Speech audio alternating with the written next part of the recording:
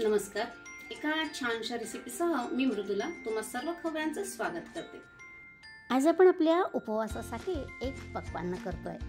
आपण करतो आहोत आलू हलवा, म्हणजेच बटाट्याचा शिरा, म्हणजेच पोटॅटो हलवा. बटाटा, साजूक तूप व साखर अशा मोजक्या 3 बेसिक साहित्यात हा लुसलुशीत हलवा तयार होतो. पण हलव्याची टेस्ट एनहान्स व्हावी, हलवा रिच व्हावा म्हणून आपण यामध्ये ड्रायफ्रुट्स व केशर वेलची घालणार आहोत. तर चला, वेळ न दवडता आपल्या रेसिपीला सुरुवात करूया. आपण मोठ्या आकाराचे 4 बटाटे घेतले. वजनाला म्हणाल तर 1 किलो आहे. हे बटाटे आपण 3 शिटीचा कुकर करून उकडून घेतले आणि आता व्यवस्थित गार करून घेतलेले आहेत. बटाट्याची आपण सालं काढून घेतलेली आहे आणि आता किसणीवरती किसून घेतोय. तर तुम्हाला हवं तर तुम्ही हाताने बारीक करून घेऊ शकता. हे बटाटे व्यवस्थित उकडलेले आहेत, पण काय होतं, हाताने केलं तर कधी कधी गुठळ्या राहू शकतात. म्हणून शक्यतो ग्रेटरवरती ग्रेट करून घ्यावं, म्हणजेच किसणीवरती छान किसून घ्यावं, म्हणजे असा आपल्याला हा स्मूथ लगदा मिळतो बटाट्याचा. 2 चमचे गरम दुधामध्ये 6-7 केशराच्या काड्या मी भिजत घातल्या. ह्या केशरामुळे आपल्या बटाटा हलव्याला स्वाद आणि रंग दोन्ही येईल. ड्रायफ्रुट्समध्ये काजू आणि बदामाचे मी छोटे छोटे तुकडे करून घेते. तुम्ही तुमच्या आवडीचे घेऊ शकता. आणि त्याचबरोबर आपण वेलची पावडर करून घेतलेली आहे. 4 वेलची मी कुटून घेतल्यात. हलवा करण्यासाठी आपण गॅसवरती नॉनस्टिक कढई चढवली आहे. तुम्हाला आवर्जून सांगेल, नॉनस्टिक कढईचाच वापर करा. इतर कढई वापरली तर हलवा परतणं अवघड जातं, तळाला वारंवार बटाटा लागतो. ठीक आहे, तर त्यासाठी आपण नॉनस्टिक कढईचा वापर केलेला आहे. आपण टोटल 3 टेबलस्पून साजूक तूप, घरचं लोणकढं हे साजूक तूप आहे, 3 टेबलस्पून घेतलेलं आहे. पैकी 2 टेबलस्पून आपण तूप आत्ता यावेळी कढईमध्ये घातलेलं आहे.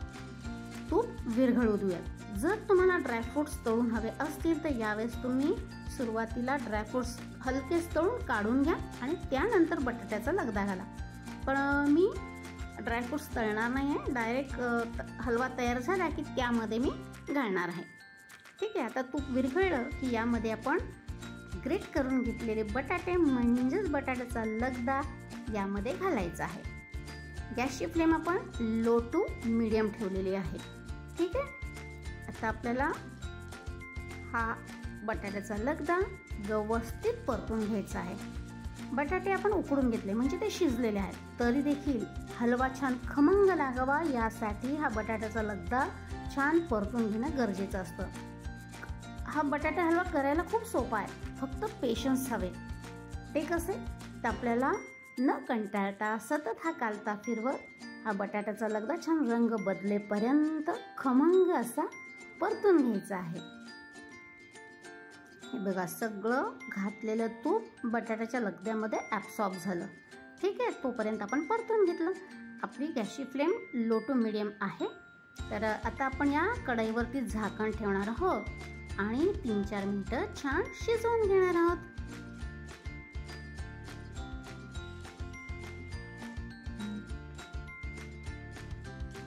तीन 4 मिनिटांनंतर आपण झाकण काढून घेतलेलं आहे. आपण परत एकदा व्यवस्थित मिक्स करून घेऊयात. हे बघा, हलके हलके रंग बदलायला सुरुवात झालेली, पण आपल्याला अजून परतून घ्यायचं आहे. ठीक आहे, व्यवस्थित मिक्स करून घ्यायचं, खालीवर करून घ्यायचं, म्हणजे तळाचा जो बटाटा आहे तो वरती येतो आणि वरचा लगदा खाली जातो. अशा पद्धतीने तुम्हाला म्हटलंच मी की यामध्ये बटाटा परतून घेणं, व्यवस्थित परतून घेणं म्हणजे काय, आपण तुपामध्ये शिजवतो हा लगदा. नुसता लगदा बटाट्याचा कसा सपक लागतो, तर त्याला खमंगपणा येण्यासाठी तुपावरती परतून घेणं महत्त्वाचं असतं. ठीक आहे, आपण परत यावरती झाकण ठेवणार आहोत आणि परत 3-4 मिनिटं व्यवस्थित शिजवून घेऊयात.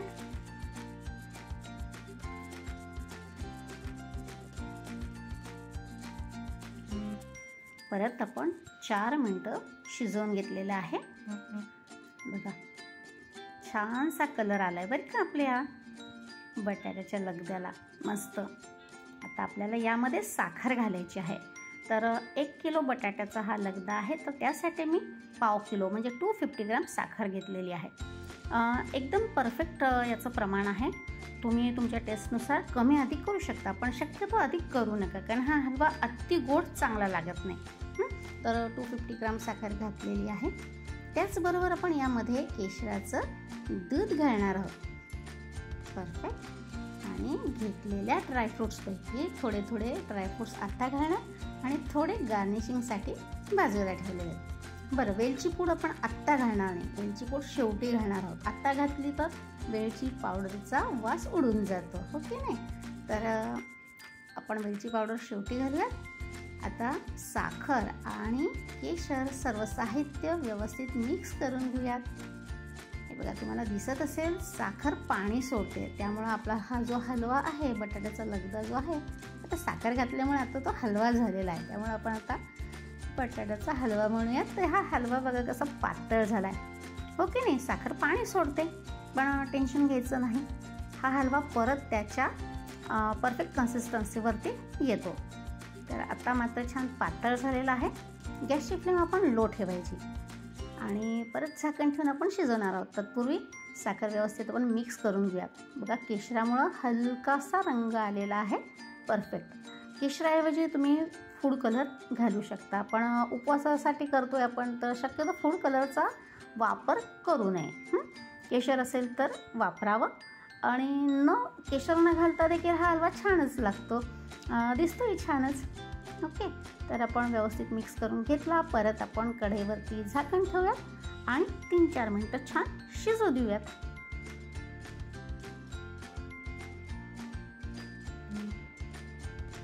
हे बघा, साखर विरघळलेली आहे, पण हलव्याची कन्सिस्टन्सी अजून सैलच आहे. ठीक आहे, तर आपल्याला अजून याला थोडंसं परतायला लागेल. तर त्यासाठी आपण गॅसची फ्लेम लो टू मिडियमच ठेवायची. हलवा पटकन घट्ट व्हावा म्हणून गॅसची फ्लेम वाढवायची नाही. बरं, ऑलमोस्ट हलवा होत आलेला आहे. आता यावेळेस आपण घालूयात वेलची पावडर. ठीक आहे, आणि आपण बाजूला 1 टेबलस्पून साजूक तूप ठेवलेलं आहे, त्यापैकी अर्धा चमचा आपण आत्ता घालणार आहोत.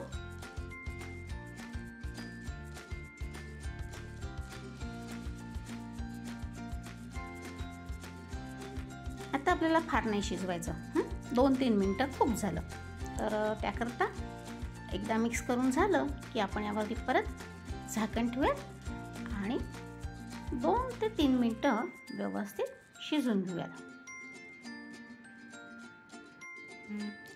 हलव्याची परफेक्ट कन्सिस्टन्सी आलेली आहे. हे बघा, कसला दिसतोय, जबरदस्त भारी.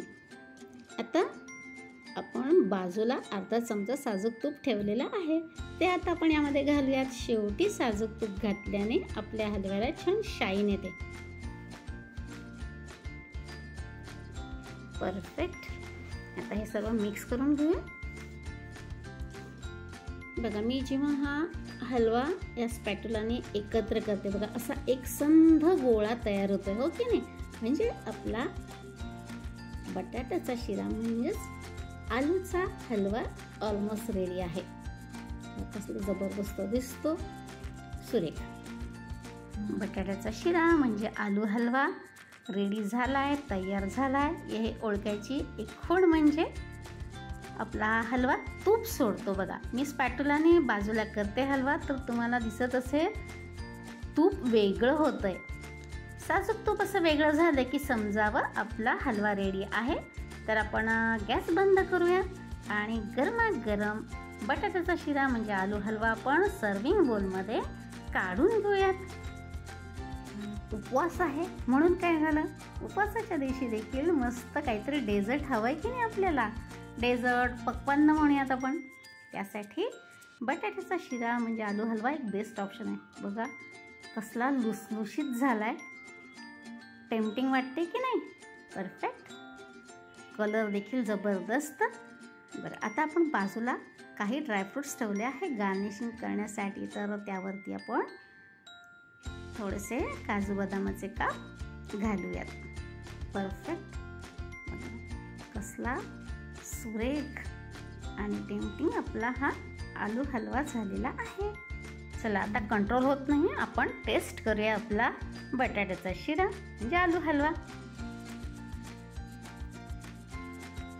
कसला लुसलुशीत झालेला आहे,